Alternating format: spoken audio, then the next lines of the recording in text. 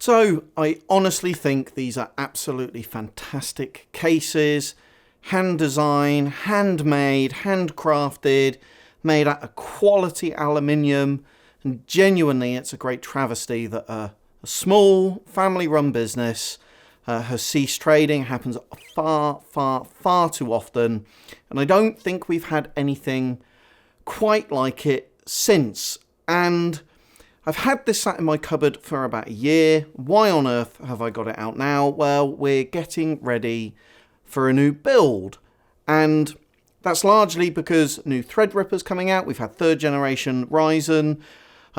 Notwithstanding any yield problems, fingers crossed Threadripper won't be delayed, but we're expecting that next month.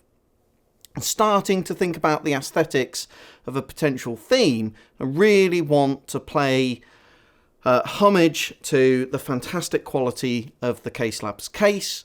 This thing has tempered glass on the front and side, so we're definitely going to have a glass and ice type theme. So we're going to have glass reservoirs and glass tubing throughout this thing. It'll be the first time I've worked with glass tubing, a ton of research going in to how you bend that, how you work with it, how you file rough edges off of it.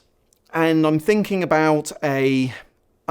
actually just about using distilled water with a bit of PT nuke in there, chrome fittings throughout, maybe some white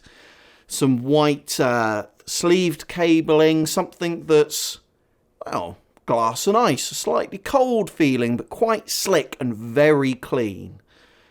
And hopefully it will pay the homage to Caselabs that they deserve.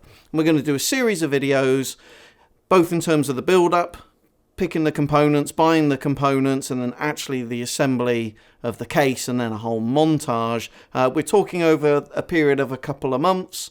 But make sure you're subscribed so that you don't miss all of that fantastic content, should I say, coming up in the future. And as always, I hope you're really well wherever in the world you are. Please like, share, and subscribe. And I will see you when I build the new PC.